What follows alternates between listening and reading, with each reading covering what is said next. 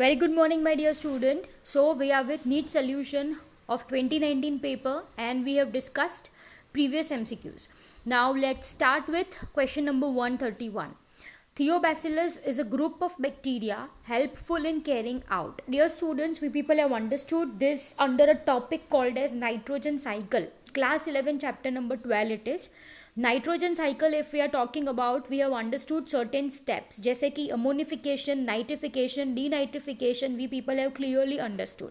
Apart from this हमने ये भी पढ़ा था symbiotic nitrogen fixation. Yes, we people have understood the same in which rhizobium plays a very important role, है ना? Yes, okay. तो if we are talking about this different steps, ammonification की अगर आप बात करो तो ये कौन करवाता है? It's your bacteria and fungus. Nitrification में नाइट्रीफाइंग बैक्टीरियाज है जैसे कि नाइट्रोबैक्टर एंड नाइट्रोसोमोनास.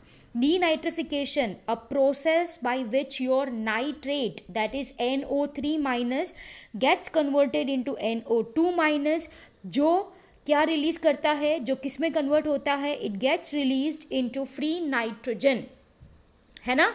यस. तो डियर स्टूडेंट्स, इसके लिए कौन रिस्पॉन्सिबल है? It's your pseudomonas and thiobacillus. What question is about? Theobacillus है. तो just now I said Theobacillus denitrifying bacteria. पूरा नाम होता है इसका Theobacillus denitrificans, है ना? तो 131 का आंसर क्या आएगा? Denitrification. चलो, read question number 132.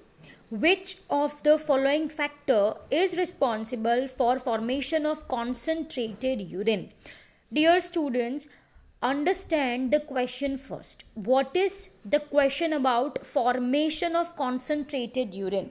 तो हमने पढ़ा था mechanism of formation of concentrated urine, counter current mechanism we people have understood in your class 11 chapter excretion. हाँ या ना? हाँ. Okay. Counter current mechanism. Who plays an important role? It's your loop of Henle and your vasa recta, है ना?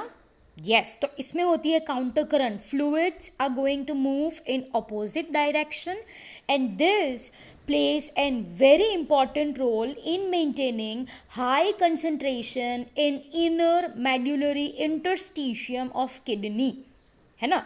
Kidney का जो medullary reason होता है वहाँ पे कंसंट्रेशन ज़्यादा ही होता है. Hyperosmolarity we are using the term, right? So इसकी वजह से जो यूरिन बनेगा वो कैसा बनेगा बेटा? कंसंट्रेटेड बनेगा, right? So now look the 4 options carefully given. आपको आंसर तो पता हो गया उसका कि भाई क्या हाइपर ऑस्मोलारिटी. तो you are going to search for that key word. What is option 1 given? Low level of antidiuretic hormone, maintaining hyperosmolarity towards inner medullary interstitium in the kidney. Yes. Secretion of erythropoietin by juxtaglomerular complex. Hydrostatic pressure during glomerular filtration. Formation of concentrated urine. Hyperosmolarity. Simple as that. तो 132 का answer आएगा आपका number 2. Clear? Okay. Let's see question number 133. Which of the following statement regarding mitochondria is incorrect? अब mitochondria के बारे में पूछा है तो पिक्चर क्लियर होना चाहिए. Outer membrane is continuous, inner membrane have infoldings called as cristae, बीच में होता है स्ट्रोमा या you can also say it as an matrix, है ना?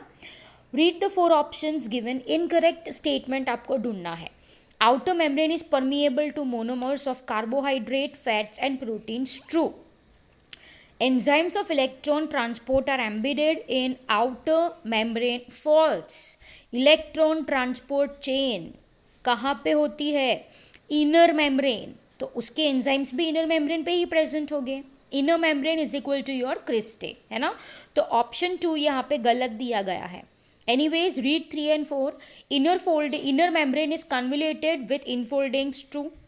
Mitochondrial matrix contains single circular DNA molecule and ribosome. As we have discussed in previous MCQs that mitochondria and chloroplast are semi-autonomous organelle. Why it is so? Because they are having circular DNA and ribosome. They can make their own protein. Yes. So fourth is also true. तो गलत कौन सा option हो गया? तो 133 का option 2 will be your answer. Simple as that. So this is your 133. Let's see another one. Question number 134. Xylem translocates. Okay. Traditional belief क्या कहता है कि भाई जाइलम में मूव होता है water and minerals and phloem में मूव होता है food, that is organic substance. But it is not so my dear students. Xylem में सम ऑर्गेनिक कंपाउंड्स भी मूव होते हैं, हॉर्मोन्स भी मूव होते हैं. This is very given in your N C E R T book class 11, है ना. तो देखो भाई ऑप्शंस देखो. Option 1 is water only, option 2 water and mineral salts only, option 3 water mineral salt and some organic nitrogen only, option 4 क्या कहता है water mineral salt some organic nitrogen and hormone. So 134 का आंसर क्या आएगा बेटा आपका? Answer number 4, that is water mineral salt some organic nitrogen and hormone. So it is not so कि xylem में मूव होता है ओनली वाटर एंड मिनरल. ठीक है. Okay, now let's understand 135. Cell in G0 phase. Dear students, again class 11 chapter cell cycle and cell division.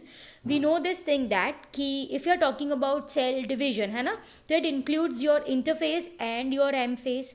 Interphase G1 S G2 phase followed by M phase, right? जिसमें होता है क्या आपकी cytokinesis, karyokinesis and all. Okay, question क्या है? G0 phase.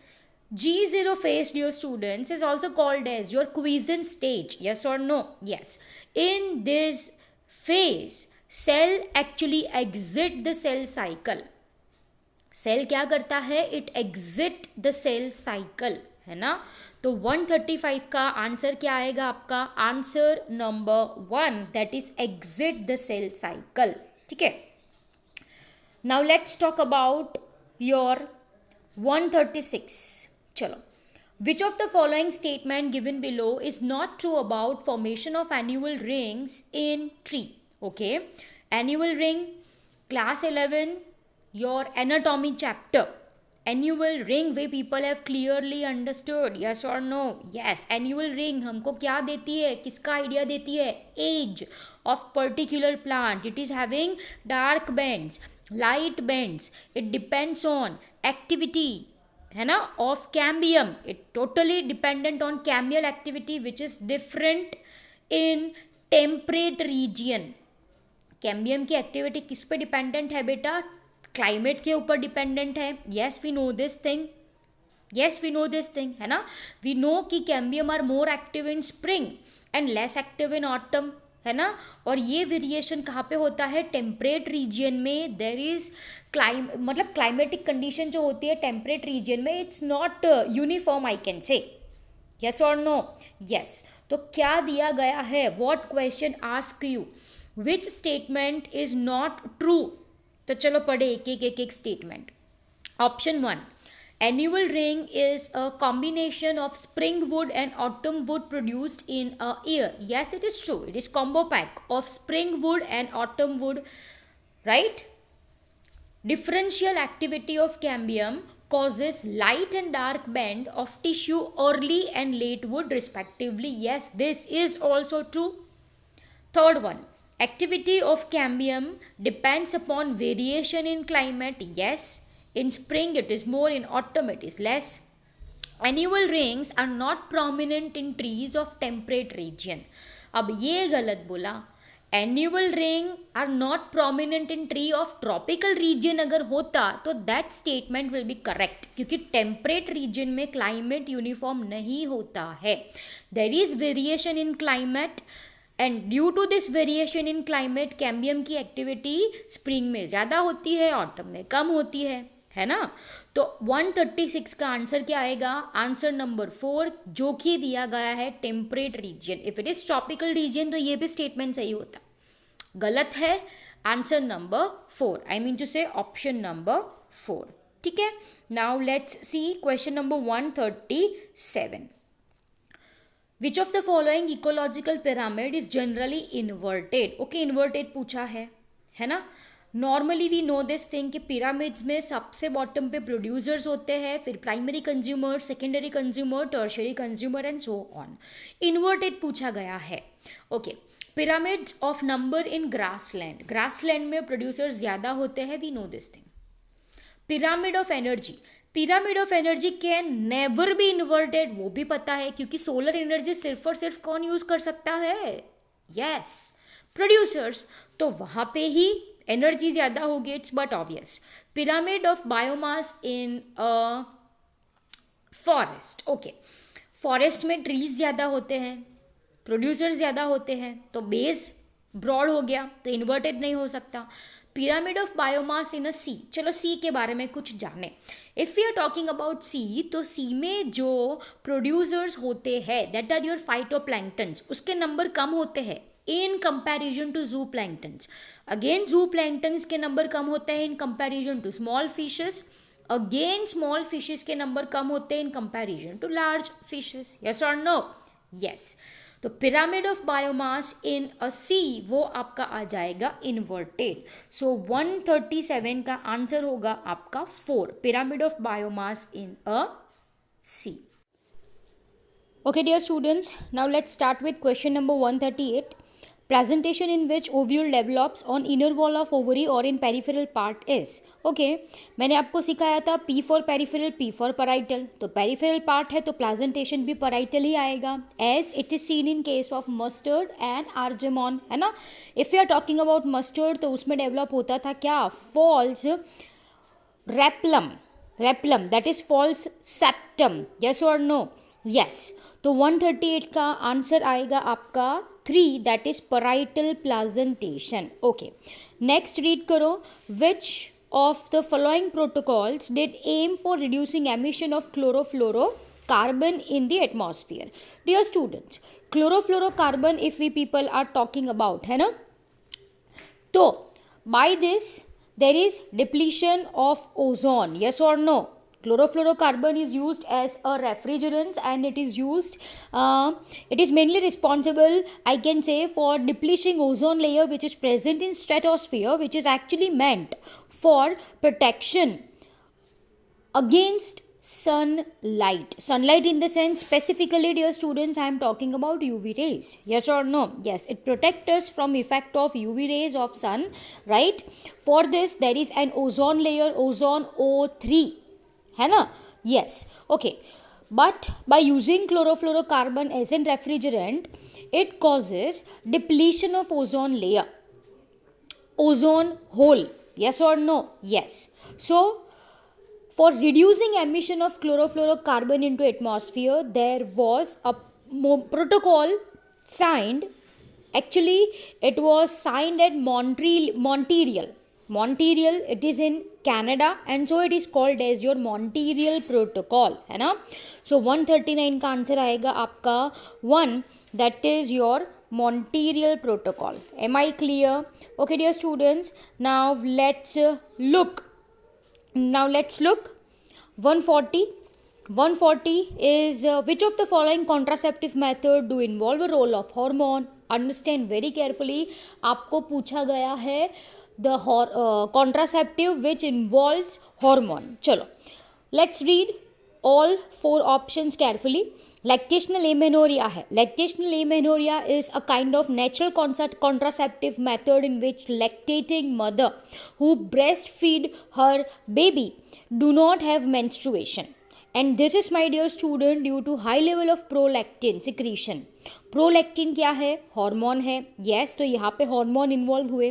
Pills, if we are talking about oral pills, है ना, तो ओरल पिल्स बनी होती है either of progesterone only or it is having combination of progesterone as well as your estrogen. ठीक है, तो अगेन प्रोजेस्टेरॉन, एस्ट्रोजन, ये भी एक हार्मोन है. yes dear students. नेक्स्ट क्या है? Emergency contraceptives. Emergency contraceptives if we are talking about, तो this contraceptives, dear students, are to be taken within 3 days. or 72 hours of coitus, I can say. Again, emergency contraceptives are having estrogen progesterone combination, or it is also having progesterone only. Pills are also available as an emergency contraceptive. तो यहाँ पे भी आपका hormone involve है. Lactational amenorrhea is your prolactin. Pills and emergency contraceptives are having your, क्या होता है उसमें, progesterone estrogen combination, or it is having progesterone only. Am I clear? Yes. चलो, तो option 1 shoot होता है, but let's look out other options too. Barrier methods if I am talking about, तो उसमें होता है condoms and diaphragms. यहाँ पे कोई हार्मोन इन्वॉल्व नहीं है. Number 3, copper T. Copper T में भी कोई हार्मोन नहीं है. It involves what? It involves copper. It releases copper. चलो, फोर्थ ऑप्शन में बेरियर मेथड है. अगेन बेरियर मेथड सेम, उसमें भी हार्मोन इन्वॉल्व नहीं है. तो 140 का आंसर आ जाएगा आपका lactational amenorrhoea, pills and emergency contraceptive. That is answer 1. 141, tidal volume and expiratory reserve volume of an athlete is 500 ml and 1000 ml respectively. TV ERV दिया हुआ है, आपको पूछा गया है expiratory capacity, that is EC. उसका डेफिनेशन आपको पता होना चाहिए. Expiratory capacity is nothing but sum of tidal volume and expiratory reserve volume. So simply do 500 ml plus 1000 ml, that turns out to be 1500 ml. तो 141 का answer क्या आ गया आपका? Answer number 1. Am I clear? Yes. Quickly let's look out 142. What is the fate of male gametes discharged in synergids? Sexual reproduction in flowering plant. 2 male gamete होते हैं, one fuses with egg and another fuses with secondary nuclei, central cell nuclei also you can say. We know this thing, है ना? So 142 का answer क्या आएगा? Look 4 options very carefully. One fuses with egg and another fuses with central cell. That is your answer number 4. So 142 का answer क्या आएगा? आपका answer number 4. Question number 143. What is the site of perception of photoperiod necessary for induction of flowering in plant? Photoperiodism. Your class 11 chapter number 15, it is plant growth and development. Photoperiodism is what? It is an effect of light hours and dark hours on growth and development of plants, specifically the process of flowering, है ना? We have classified plants into different categories: short day plant, long day plant, day neutral plant. Yes, we know this thing. Okay, पूछा क्या गया है? Who receives this perception of photoperiod? मतलब photoperiodic perception stimulus receive कौन करता है? The answer will be leaves. Leaves are going to receive this photoperiodic response or stimuli, in response to which leaf एक chemical produce करते हैं, that is called as your floragen. Dear students, floragen एक hypothetical hormone है, still it is not isolated. अभी तक उसको isolate नहीं किया गया है. अभी तक उसको आइसोलेट नहीं किया गया है. Am I clear? Okay. This florigen stabilizes in dark hour, है ना? फिर वो मूव करके कहाँ पे जाता है? शूट अपेक्स पे जाता है. शूट अपेक्स किस में कन्वर्ट होती है? फ्लोरल एक्सिस में कन्वर्ट होती है. Am I clear? यस. तो डियर स्टूडेंट्स, 143 जो है उसका आंसर क्या आएगा आपका? It is leaves who receives photoperiodic perception. Okay. 144.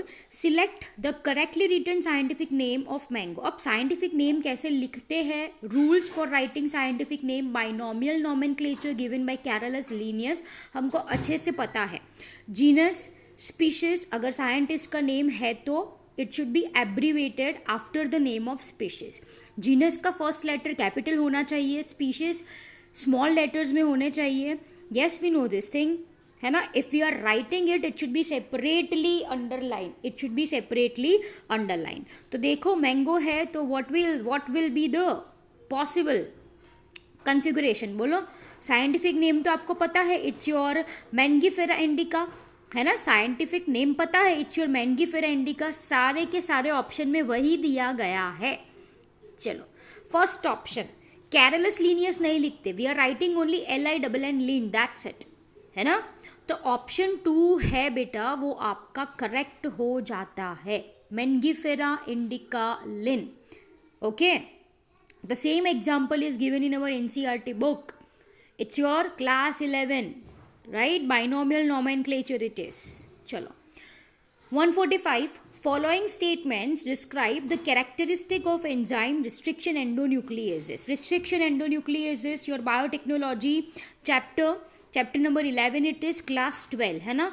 What is speciality of restriction endonucleases? It recognize palindromic sequence, makes specific cut, specific position within the DNA होती है. Yes or no? Yes. दोनों strands cut होती है. We know this thing. It generates sticky end. Read the 4 options carefully given. The enzyme cuts DNA molecule at identified position within the DNA. True. Yes. The enzyme binds DNA at specific site and cuts only one of the 2 strands. ये तो गलत है भाई. मैंने आपको क्या बोला? It cuts both the strands, not only one. तो option 2 है गलत, incorrect. Okay, let's look out for third option. The enzyme cuts the sugar phosphate backbone at specific site on each strand. Yes, it is true. Sugar phosphate backbone को वो cut करता है, right? Okay. The enzyme recognizes a specific palindromic nucleotide sequence in DNA. Yes, this is also true. What question ask? Incorrect statement पूछा क्या गया है? Incorrect statement पूछा गया है. तो 145 का आंसर आएगा आपका number 2. Let's see 146. Okay, most important है ना? Your class 11 plant kingdom chapter number 3. From evolutionary point of view, retention of female gametophyte with developing young embryo on parent sporophyte for some time is first observed in. It is the exact line of your NCERT. Pteridophytes में ये दिया गया है. Pteridophytes में क्या होता है? Female gametophyte, right, will retain on parent sporophyte and this is precursor of seed habitat, ऐसा लिखा है. Precursor of seed habitat. Am I clear? Yes. So 146 का आंसर आएगा आपका टेरिडोफाइट्स, that is answer 3. 147 क्या है? In Antirrhinum snapdragon. Okay, class 12 chapter number 5, right? This is an example of incomplete dominance. Yes. F1 में कैसे flowers मिले थे? Pink flowers. F2 में you got 3 colour flower, white, red and pink. White, red and pink, है ना? And this turns out to be in ratio of 1:2:1. This turns out to be in ratio of 1:2:1. पूछा गया है incorrect statement. देखो MCQ अच्छे से read करना है ना? पूछा गया है incorrect statement, you need to find it out. चलो देखिए. The experiment does not follow law principle of dominance. Yes, true. Yes, true it is, है ना? अगर रेड डोमिनेंट होता या वाइट डोमिनेंट होता तो F1 के सारे प्लांट्स या तो रेड आने चाहिए या तो वाइट आने चाहिए, लेकिन आए क्या? पिंक आए. तो that is true. Pink colour in F1 is due to incomplete dominance. Yes, ये भी सही बात है. Ratio of F2 is 1:2:1. Yes, this is also true. Law of segregation does not apply in this experiment. My dear students, law of aggregation is universally applicable. ये हमको पता है कि law of domination segregation तो it is universally applicable. It is applicable in every case. तो answer number 4 जो है, option number 4, वो होगा आपका answer. Am I clear?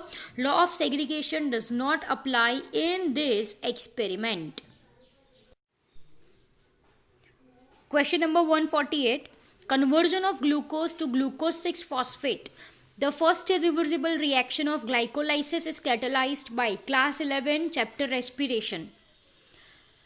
This is glycolysis. Glycolysis को we are saying it as a common pathway. Why it is so? As it is common in both aerobic and anaerobic organism, है ना? First step क्या है? It is actually 10-step reaction. It is in 10-step pathway, I can say. First है glucose से क्या बना? Glucose 6 phosphate बना. This occurs in presence of an enzyme called as hexokinase, है ना? तो 148 का आंसर क्या है आपका? Answer number 2, hexokinase. चलो, let's look out 149. Drug called heroin is synthesized by heroin. Yes, this is your opioids, drugs and opioids. Yes or no? Yes, तो 149 में हेरोइन है तो it is formed by dear student acetylation of morphine, we know this thing, है ना. Opioids में दिया गया है ये, right. So acetylation of morphine, heroin जिसको हम स्मैक भी कहते हैं, it is actually di acetyl morphine, it is actually di acetyl morphine. So 149 answer 2.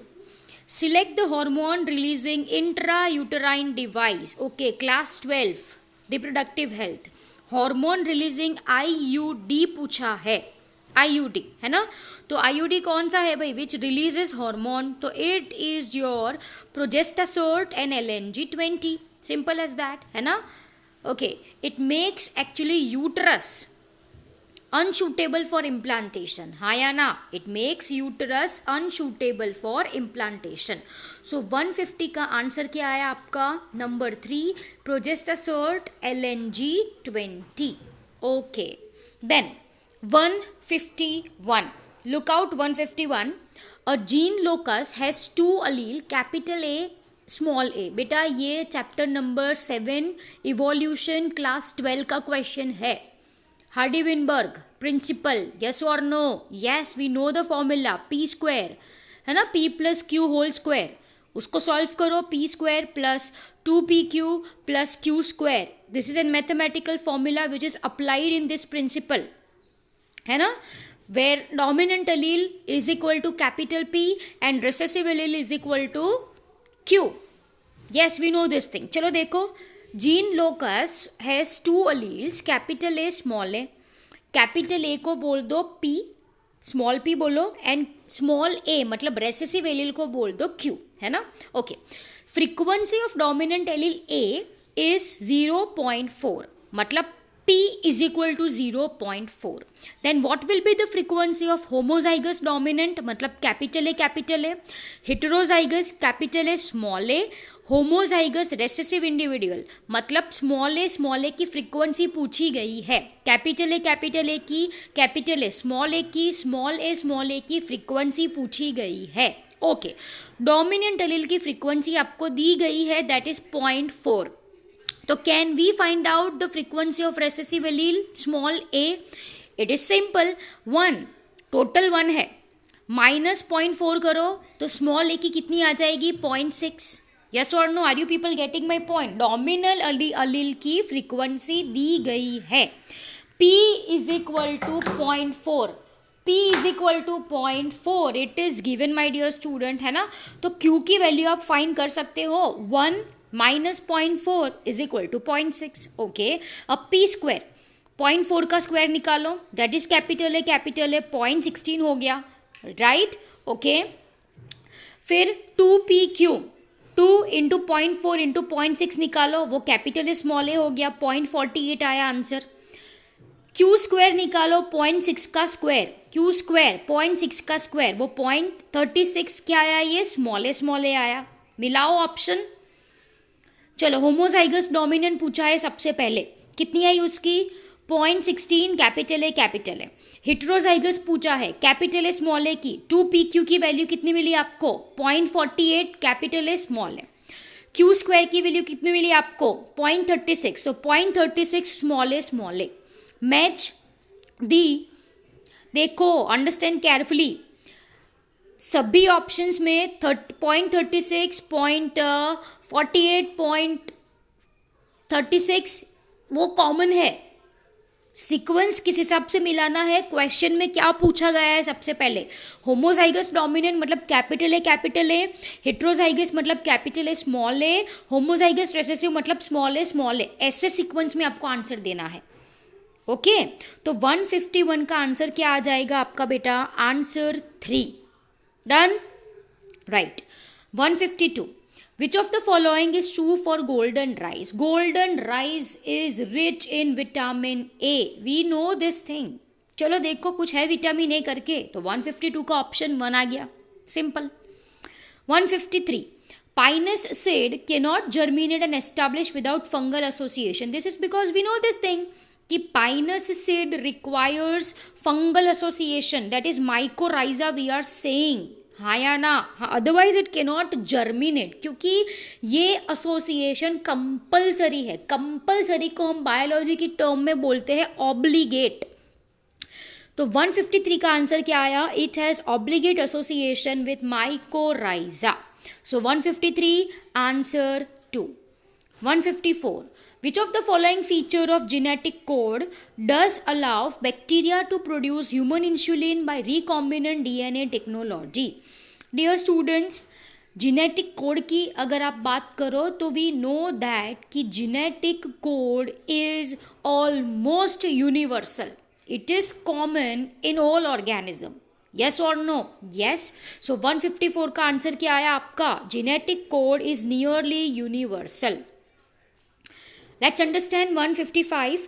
Which of the following sexually transmitted disease is not completely curable? Dear students, एक तो है आपका AIDS, one which is caused by HIV, है ना, one which is caused by virus, that is your hepatitis virus, है ना, तो वो है आपका hepatitis B. And one is there genital herpes, which is there in our option. Gonorrhea, genital warts, chlamydiasis, all are curable. Not curable पूछा है, तो उसका आंसर क्या आएगा आपका? जेनाइटल हर्पिस, है ना. जेनाइटल हर्पिस बेटा it is caused by your herpes simplex virus. कौन है positive agent? Herpes simplex virus. Am I clear? And for this disease at present there is no cure. Okay, तो 155 का answer क्या आ जाता है आपका? Genital herpes, answer 3. Okay, so this is all for your today's lecture. In next lecture we will start with next set of questions. Okay, bye everyone.